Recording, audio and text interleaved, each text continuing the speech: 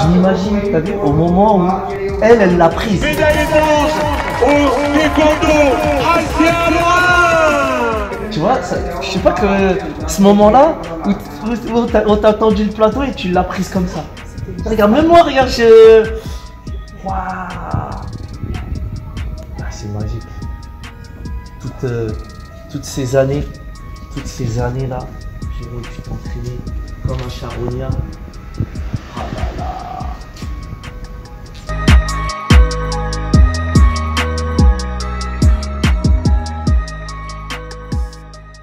En réalité, le taekwondo, là où est-ce qu'il y a eu une évolution, c'est qu'avant le taekwondo, c'était des coups qui étaient beaucoup plus portés. Aujourd'hui, le système du taekwondo moderne avec le système de plastron électronique fait qu'on n'a plus vraiment besoin de porter très fort ses coups. La touche suffit. Alors les puristes vont dire ouais mais avant ça frappait plus, etc.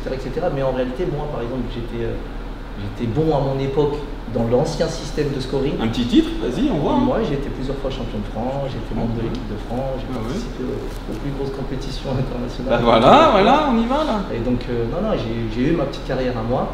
Et justement quand je compare avec le taekwondo d'aujourd'hui, l'exigence technique, l'exigence en termes de souplesse, en termes de précision, est vraiment très forte.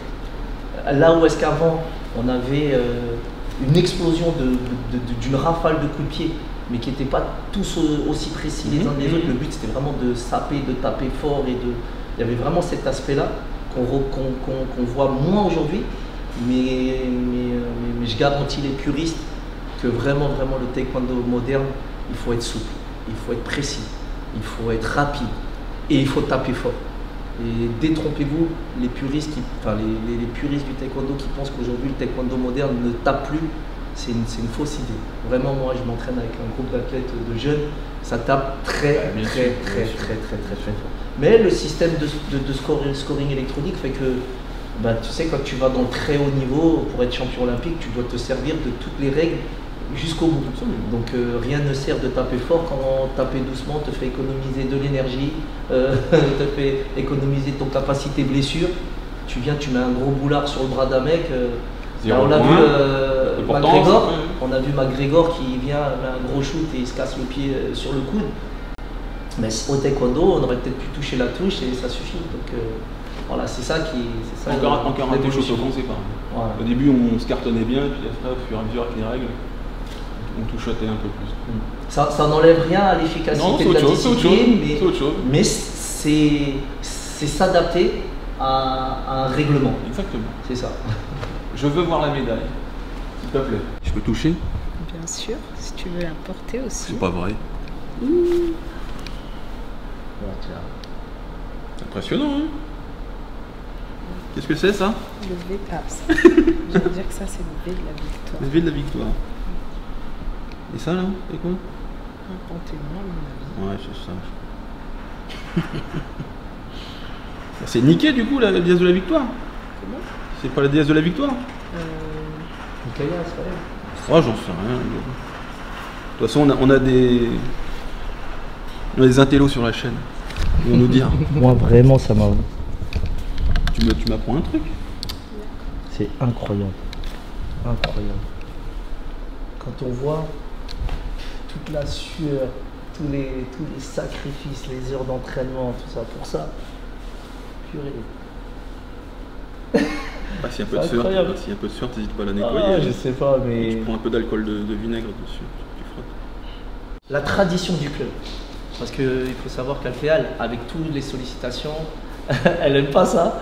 La tradition du club. Tu te roules en boule quand tu vois la médaille? Je me roule en boule. Quand elle vient, je suis tout petit, je suis obligé de m'entraîner parce que j'ai des athlètes maintenant qui sont costauds. Ouais. D'accord? C'est ça la tradition? Toujours. Okay, Dès qu'il y a un gros titre, on vient, on porte. Ça m'oblige moi à rester costaud. D'accord. Et voilà, il faut porter la réussite. Donc quand il y a un gros événement, il y a ça. Comme dirait MC Jean Gabin, c'est une gonzesse, un front kick, elle est dans le canal. On n'est plus dans la Fashion Week là. Ah, ça va. Allez, pas trop longtemps, parce que moi, mon cardio. Hein? Tu veux mettre 2 minutes? 2 minutes? Alors là, on est vraiment sur la touche, allez chercher le toucher. Voilà, un bout de plastron. N'oubliez pas que c'est les touches au plastron qui scorent. Pas dans la tête? La tête aussi. C'est dans les bras. Dès qu'on voit un petit bout de plastron, on valide le prendre. Hop, un peu, là c'est dans les jambes, avertissement. Ah, à la bouche, à les bras.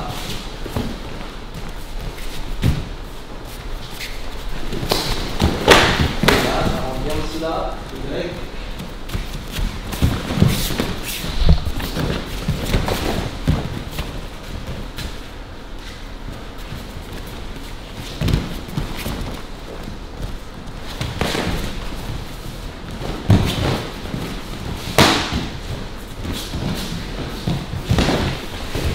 Là on attrape, on a pas droit. Ça c'est un avertissement aussi. Là sur la physionomie du combat, Greg est beaucoup sur un travail de contre. Ah là il bloque, il prend. Il prend un peu dans le plastron.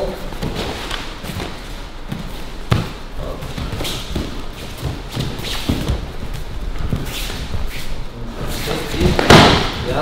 Là il est lourd, il rentre. Touche ici.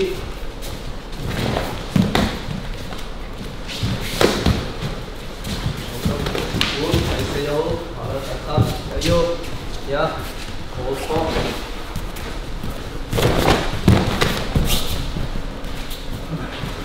Voilà, ça rentre ici. Magnifique celui-là.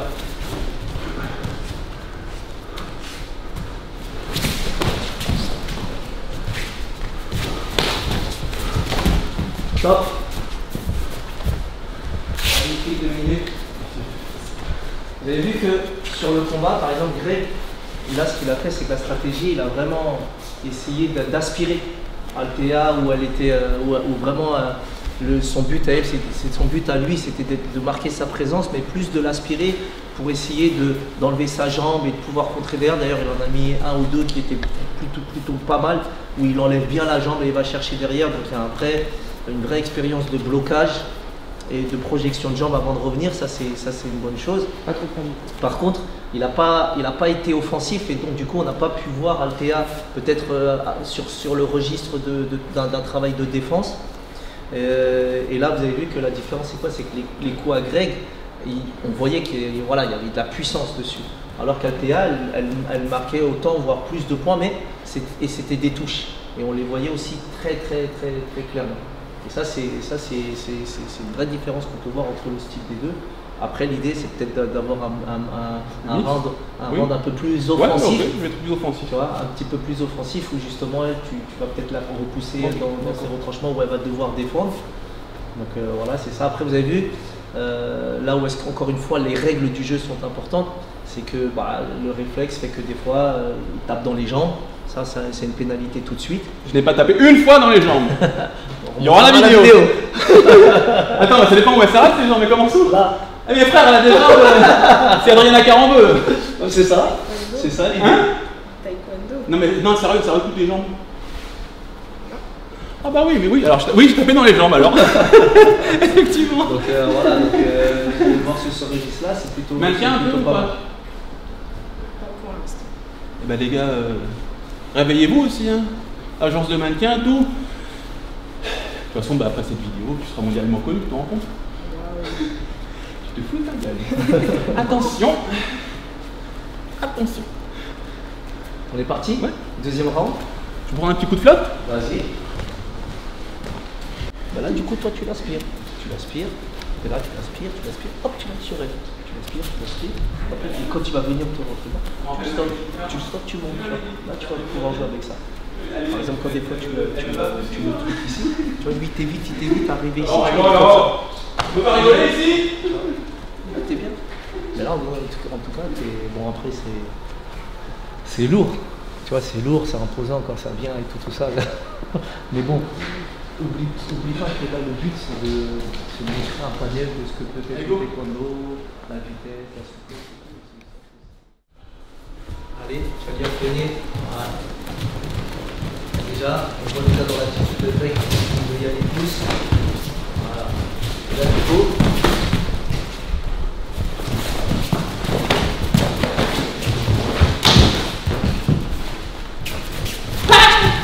Ça! Vous avez absolument c'est bon, le coup de poing, le pied. Ouais. Touche ici encore, en vitesse.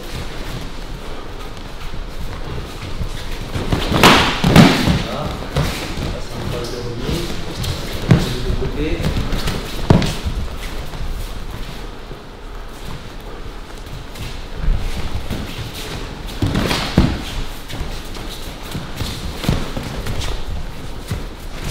Boum, à represser. Vous avez vu exactement ce que je disais tout à l'heure, c'est que le fait d'être offensif, bah, ça permet à Alter de pouvoir placer ses contres justement quand, au moment où Greg s'approche pour faire son coup de pied ou placer son coup de poing.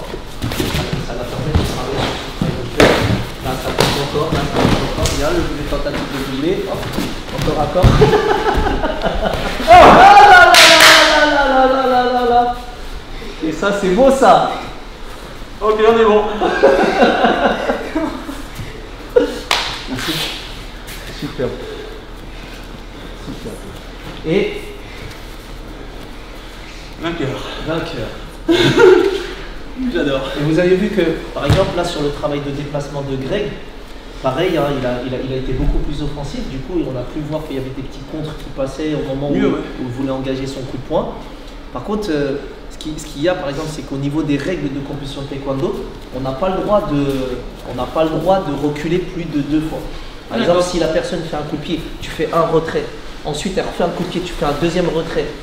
Tu vois, comme tu as fait, tu as évité 2-3 coups. Ça, tout de suite, tu prends une pénalité. Pourquoi? Parce que dans le taekwondo moderne, ils veulent favoriser des échanges. Ce qui fait qu'en réalité, tu n'as pas la place de faire 1 ou 2 retraits. Tu dois tout de suite proposer quelque chose. Dès qu'il y a une amorce d'action, tu dois tout de suite proposer quelque chose, sinon tu prends une pénalité. J'ai essayé de faire un peu comme vous faites un peu. Ouais. Attends. Regarde, attention aux clés. Non, mais il y a mon pote Mamedi Doukara qui m'avait montré ce coup de pied, c'est de le refaire là, le truc. Ouais, ça comme c'était bien. Taekwondo. Ouais. C'était bien, c'était audacieux. Et en plus, c'était placé au bon moment. Après, c'est vrai qu'en termes de fluidité dans le mouvement, de montée de genoux, techniquement ça manque, mais l'idée est là. Et c'est ça qui est bien, et c'est ça que ce que j'aime dans toi, Greg, c'est que le fait que tu fasses tous ces échanges-là avec plein de combattants différents, voilà, tu apprends et tu oses le faire en fait. Tu vas et il y a des athlètes qui apprennent, mais qui ne savent pas à quel moment placer et qui n'osent pas le faire parce que c'est pas dans leur zone de confort. Ça dépend aussi, là, on est pour le plaisir aussi, on teste. Et un truc qui est important à choper, parce que du coup on a mis du temps à remettre la caméra en route, c'était quoi? C'était la respiration. Vous avez vu, vous avez fait 2 rounds d'échange et vous voyez là où Pascal Péa elle est très calme. Déjà Greg elle avait besoin de prendre plus de souffle, en tout cas visuellement on avait l'impression que c'était... J'ai 2 fois et demi son âge.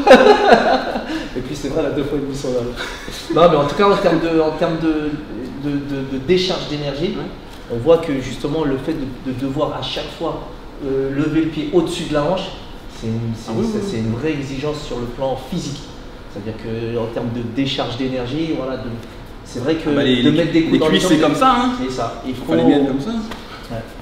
Et c'est là où justement le taekwondo moderne, c'est magnifique parce qu'ils n'ont plus besoin d'avoir des jambes comme ça. Ouais. Ils sont tout fins et longilignes, mais par contre en termes de vitesse et en termes de relâcher, puis même la multiplication des coups de pied. Il faut savoir que les athlètes comme Altea et les catégories aussi, en dessous j'en parle pas, mais ils font combien de coups de pied par round? Ils font une vingtaine, trentaine de coups de pied à 1000 à l'heure. Ah mais elle transpire aussi. Oui, ah, quand même. Je t'ai mis quelques petites sueurs. Et toi, qu'est-ce que tu peux dire du... Donne-moi le micro. Qu'est-ce que tu peux dire de, justement, toi, qu'est-ce que tu as remarqué dans ta manière d'attaquer et tout ça? Bah, c'est un peu comme les karatékas, c'est la gestion de la distance. Ils savent réduire la distance extrêmement vite. Enfin, non, parce que là, c'est une athlète exceptionnelle. Donc, elle le fait exceptionnellement bien. Réduire la distance, puis trouver le bon timing. Après, c'est ce que je dis souvent, un bon combattant, c'est pas celui qui fait le meilleur shadow, c'est pas celui qui fait les meilleures techniques aux pattes d'ours, c'est celui qui arrive à être le plus précis au bon moment. C'est ça. Ce que les Grecs appelaient le kairos, le moment juste, le moment opportun. Timing.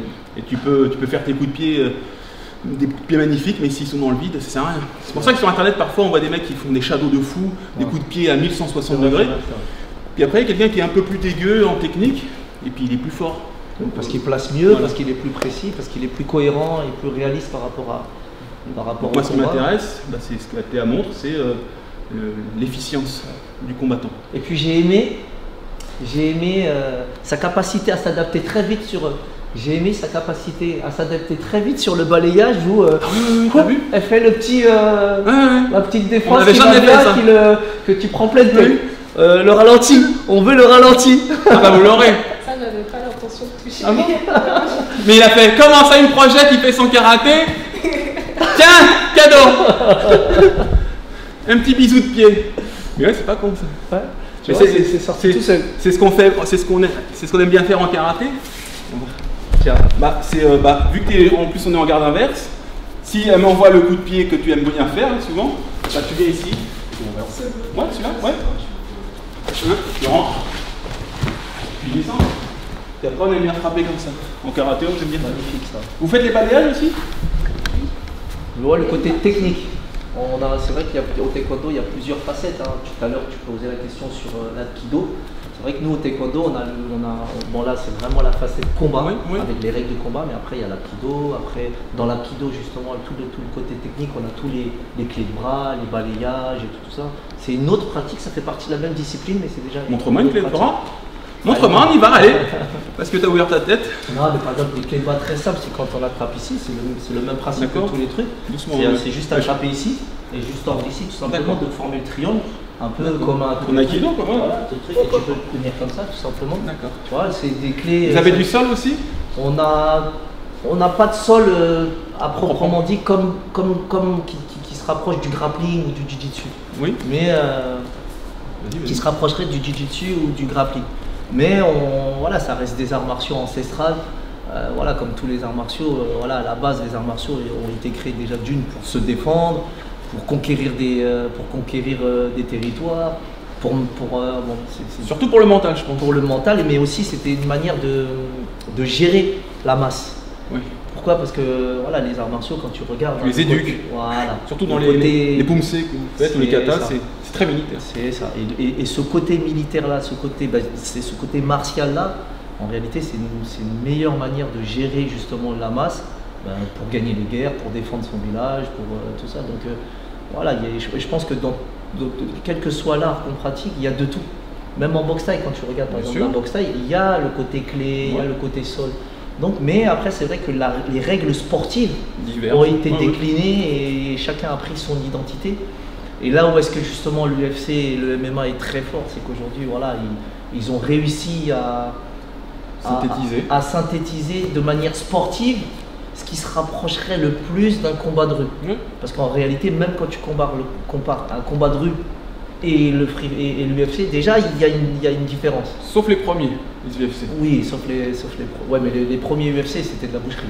Ah oui, la bagarre des gars de 200 kilos avec des gars de 70 comme dans la kilos, rue. des trucs. Comme dans la rue. Voilà, je pense que c'était les prémices n'ont pas été bons, mais après ça a bien été développé. Une question pour Althea. Est-ce que toi tu te concentres exclusivement sur le taekwondo sportif, ou alors justement comme dit ton professeur, tu es ouverte à un point de vue un peu plus martial, un peu plus guerrier ou rue, ou ça te passe complètement dessus de la tête? Je suis plutôt taekwondo sportif. Ouais. Je pense qu'on a déjà beaucoup de notions à connaître, à développer, et pour l'instant je suis focalisée que sur ça. D'accord.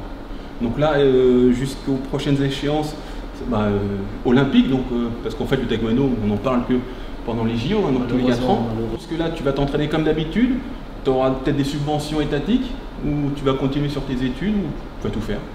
Tout faire en même temps. Tout faire en même temps. Plus. Calme-toi là. Oh. Plus. Et parce qu'en taekwondo, il n'y a pas de professionnalisme, il faut avoir un job à côté en plus. C'est vrai. Donc ce sera quoi plus tard que tu voudras faire? Pour l'instant, j'ai pas d'idée précise, mais je suis dans le secteur gestion. Gestion, d'accord. Pour lancer des pistes, pour des boules éventuelles plus tard. Et comment tu m'as trouvé toi d'ailleurs en combat là? Je trouve que tu as un très bon sens du combat. C'est la première chose qui m'a marqué quand on a commencé. Tu arrives à bien protéger ton plastron. Tu plaçais bien tes bras, du coup j'avais souvent des difficultés à toucher ma cible. Et tu tapes fort. D'accord. Bon, de toute façon, on était relativement doucement. Je pense que quand tu combats, bah, ça va encore beaucoup plus vite. Vous faites j'ai vu comment tu as fait une espèce de kiai, en karaté on appelle ça le kiai. Est-ce que c'est quelque chose qui intervient pour notifier au juge qu'on a fait une action forte également? Alors Le kiap, ouais. comme ça au taekwondo, c'est notre cri. Et en général, dans le sparring taekwondo, on aime bien faire un kiap quand on a fait un coup de poing pour signaler au juge. Le coup de poing. Pour le coup de poing. Quand on a fait un coup de poing, on aime bien signaler au juge qu'il faut mettre les points. Ouais, n'oublie pas de mettre les points coco. Ah, il y avait les coups de poing, on a le droit, ça vaut des points? Au buste. Ah, d'accord. D'accord. Ok, cool. Après, il faut savoir jouer de tout en fait. Tu sais, voilà, là quand tu es sur un combat, il y a une partie du scoring, donc c'est électronique. Pardon, il n'y a que les directs ou les uppercuts, les crochets? Non, que les directs. Et les coups de poing sont validés par les juges. Ce qui fait que, à l'origine, le kiap, c'est fait pour libérer l'énergie, pour sortir, voilà, pour que tout le corps soit à un moment donné. C'est ça. Mais en même temps, sur une règle de compétition où tu sais que l'arbitre il peut appuyer sur le bouton, bah, des fois il faut accompagner le mouvement, lui mettre le packaging qu'il faut pour que le juge appuie plus facilement. Mais voilà, ça fait partie aussi comment on appelle ça, du mouvement. Du mouvement qui fait que voilà, à ce moment-là, ça tombe bien. Il n'y a pas trop d'arnaque au niveau des juges, un peu comme on peut voir en boxe anglaise. C'est notoire qu'en boxe anglaise, en tout cas au niveau olympique, il y a de la grosse carotte. Est-ce qu'au taekwondo, il y a une petite... Ah, je te vois sourire? Non, mais... Ah si. Vas-y. Je pense pas que ce soit des arnaques, c'est que c'est dû à la gestion du stress, je pense. Souvent, il y a des petites accroches qui ne sont pas forcément vues. Non, je te parle des juges. Parfois, ils sont pas... aucun juge n'est totalement impartial, mais parfois ils sont clairement partie prenante d'un camp. Il n'y a pas trop ça en taekwondo? En général, c'est pas trop possible parce qu'il y a un système de points chez les juges qui fait que si c'est trop partial, ils peuvent perdre. D'accord. Bon, c'est intéressant, je savais pas. C'est aussi ça qui a fait c'est la particularité du taekwondo, c'est que justement ce que tu évoques là comme problématique, ça a existé au taekwondo plus dans le passé. Et justement, là où est-ce que le taekwondo, la Fédération mondiale de taekwondo a opté justement pour le système de scoring électronique, parce que déjà aussi ça venait répondre à ça. Ça venait répondre aussi aux problématiques passées où justement les juges étaient aussi des humains, ils étaient aussi ou français ou anglais ou d'un club ou d'un autre club. Et ce système-là, il faut dire que moi j'ai connu les deux, et c'est vrai que ce système-là, ben, vraiment limite ça. Et ça vient déjà en termes de visibilité pour le public, on voit tout de suite, ça touche, ça marque, voilà, c'est comme en escrime, ça s'allume. Voilà, donc ça c'est vraiment visuellement très bien, il y a même le bruit. Et puis c'est vrai que voilà, il y a moins ça. Après, voilà, là où est-ce que le coup de poing par exemple, c'est encore des juges qui appuient. Bon, il peut arriver qu'il y a des points qui mériteraient mais qui ne le sont pas, mais ça ne change pas totalement la physionomie du combat.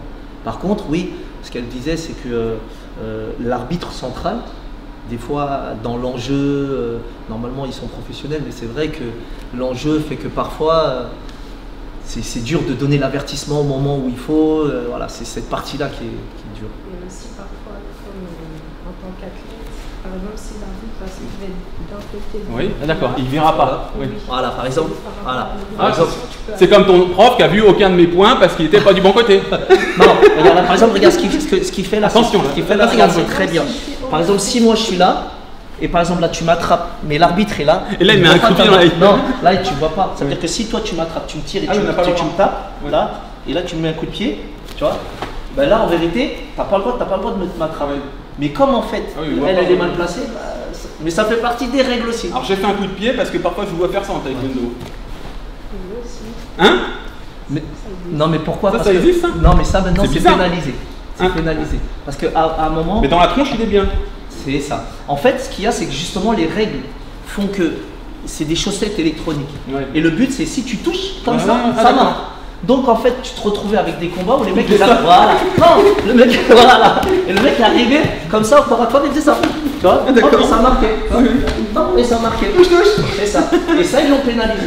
Mais par contre, les gars ils continuent à le travailler comme ça, mais ils travaillent à la Mais tête. ça c'est bien. Et ça continue à marquer et ça fait très mal aussi. Mikazuki en karaté. Un petit mot aux internautes de Karaté Bushido. Tu connais ce média hein depuis 30 ans, je le connais. T'as un mot à leur dire? Mais toi au milieu, c'est toi la star. Ouais. Ça m'a fait plaisir d'être aujourd'hui avec vous et je vous souhaite une bonne journée. Miss Pacha ouais, on l'a pas fait. On recommence. Comment tu Pacha Pacha Vous la suivez parce qu'on t'a pas dit sur quoi on te suit.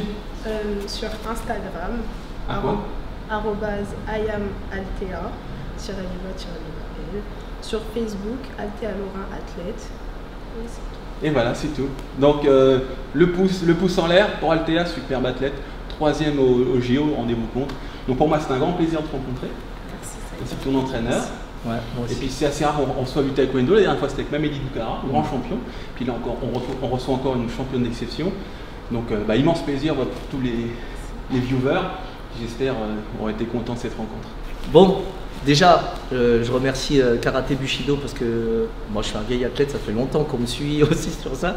Et je remercie aussi Greg parce que voilà, je trouve que c'est super bien ce qu'il fait. Il démocratise un petit peu tous ces sports de combat, tous ces arts martiaux. Il essaye de décortiquer un petit peu et creuser un petit peu en profondeur.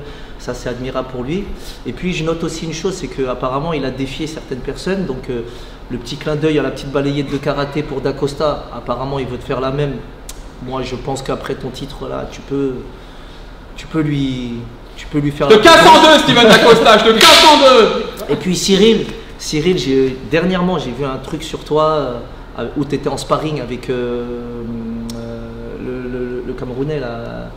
Monsieur Nganou. Monsieur Nganou, où tu étais en sparring avec lui, et voilà, c'était un super sparring où on te voit un peu dans l'ombre de Nganou, et là on te voit à la lumière. Je pense qu'il a besoin de cette lumière. En tout cas, je pense qu'il a besoin que tu éteignes cette lumière. Viens moi Cyril, viens moi. Ouais, viens Cyril, viens. Je serai très gentil. À bientôt, Karaté Bushido. Abonnez-vous. Dans 3 ans, cette médaille-là, c'est de l'or. l'or.